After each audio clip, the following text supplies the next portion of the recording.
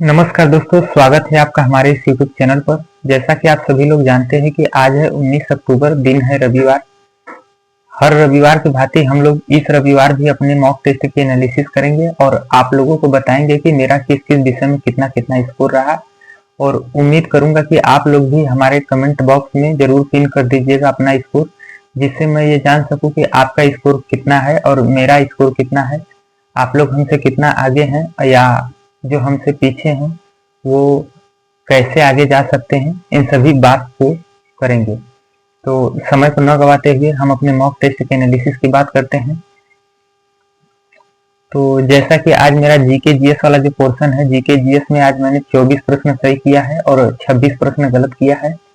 जो 24 प्रश्न सही किया है उसे करने में 6 मिनट 30 सेकेंड का समय लगा है, तथा जो 16 प्रश्न गलत हुए हैं उन्हें करने में 6 मिनट 40 सेकेंड का समय लगा है। इस प्रकार से मेरा आज कुल समय जो है 13 मिनट का लगा है। जीके जीएस वाले पोर्शन में 13 मिनट का समय लग रहा है। यदि जीके जीएस वाले पोर्शन में तो मानिए कि ठीक है, लेकिन इसे सुधारने की कोशिश करिए, लेकिन कुछ हद तक ठीक है। और मेरे जीके जीएस वाले पोर्शन में मार्क्स बने हैं 60 मार्क्स। उम्मीद है मैं आज अपने मार्क्स से संतुष्ट हूँ। अगर इतना मार्क्स आज वाले टेस्ट में आ रहा है तो आप अपने आप को 24 या 25 प्रश्न कर रहे हैं या इससे अपर कर रहे हैं तो और अच्छी बात है, लेकिन अगर इतना कर रहे हैं तो आज अपने आप को सेफ समझिए। बात करते हैं दूसरे सब्जेक्ट हिंदी की। तो हिंदी में आज मेरा 34 प्रश्न सही हुआ है तथा 6 प्रश्न गलत हुए हैं। जो 34 प्रश्न सही हुए हैं उन्हें करने में 8 मिनट 39 सेकंड का समय लगा है, तथा जो 6 प्रश्न गलत हुए हैं उन्हें करने में 1 मिनट 21 सेकंड का समय लगा है। इस प्रकार से मेरा आज कुल हिंदी वाले पोर्शन में 10 मिनट का समय लगा है, जो एक बहुत ही बढ़िया समय है। यदि हिंदी में 10 मिनट 12 मिनट में कर रहे हैं तो आप अपने आप को समय के लिए चिंतित न हों, क्योंकि समय बहुत ही अच्छा लग रहा है।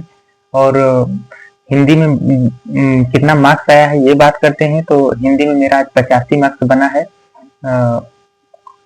और बात करते हैं कि आज हिंदी में कितना करना चाहिए था। तो यदि आप 36 से 37 प्रश्न कर रहे हैं तो अपने आप को सेफ समझे। हिंदी 36-37 प्रश्न यदि आज करने लायक थी।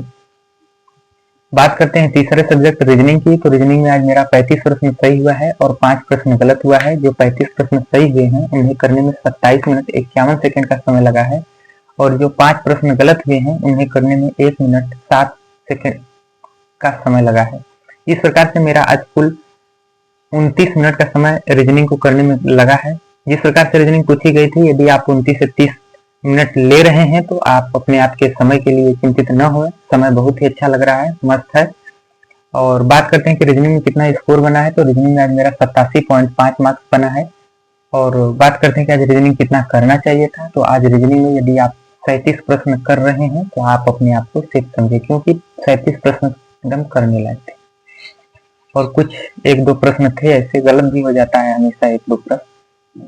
बात करते हैं चौथे सब्जेक्ट मैथ की। तो मैथ में आज मेरा 36 प्रश्न सही हुआ है और 4 प्रश्न गलत हुआ है। जो 36 प्रश्न सही हुए हैं उन्हें करने में 57 मिनट 10 सेकंड का समय लगा है, और जो 4 प्रश्न गलत हुए हैं उन्हें करने में 5 मिनट 57 सेकंड का समय लगा है।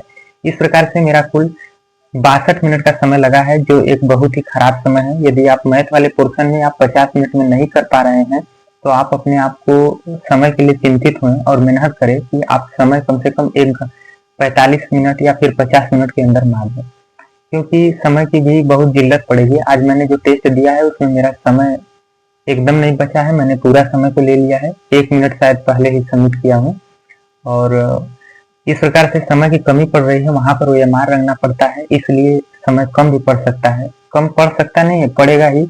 इसलिए तैयारी को और बेहतर बनाना है और सुनिश्चित करना है। और बात करते हैं कि आज मेरा ओवरऑल क्या हुआ। तो आज मेरा ओवरऑल 129 प्रश्न सही हुआ है और 31 प्रश्न गलत हुआ है। जो 129 प्रश्न सही हुआ है उसके लिए मुझे आज 322.5 मार्क्स बने हैं। और जिस समय मैंने सुबह के समय ही 6 बजे से 8 बजे के लगभग 6:05 पर लगभग चालू किया था, और 8:10 के लगभग में 10 मिनट या फिर बोल सकते हैं 6:05 पर यदि चालू किया था तो 8:05 नहीं तो 4 मिनट पर खत्म हो गया मेरा टेस्ट।